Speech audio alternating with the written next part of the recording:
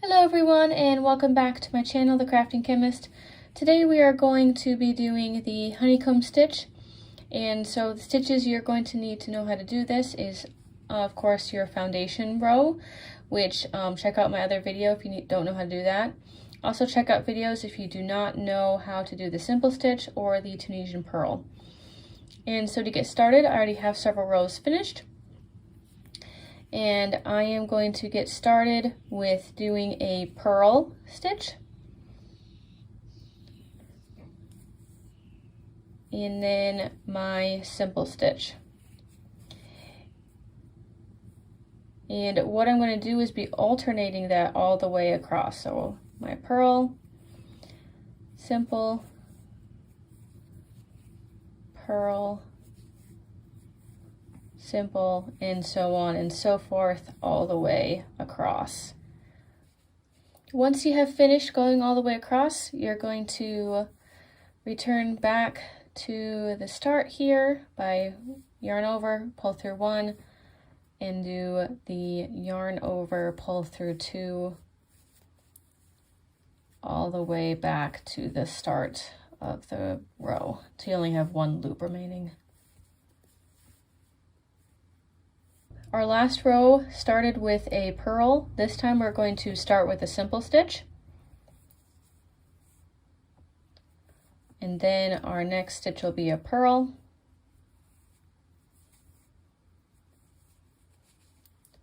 Simple, purl, and you're going to be repeating that all the way across.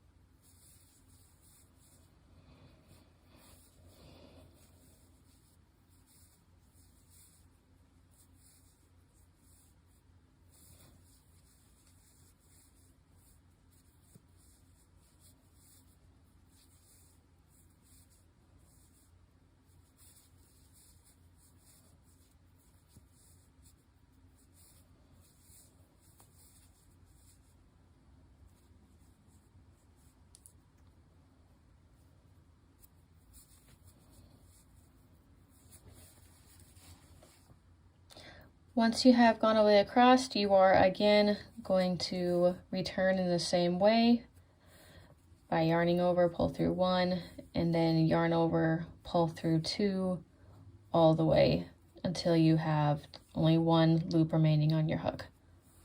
And that is how you complete the honeycomb stitch. By alternating whether or not you are starting with the purl or simple allows for you to have a honeycomb-like appearance with these little rectangles. It is not a reversible material. As you can see, this is what the back looks like versus the front. But I hope that this was helpful in you being able to complete your next project. Thank you so much for watching. Please like and subscribe to see more of my videos, and have a great day. Bye.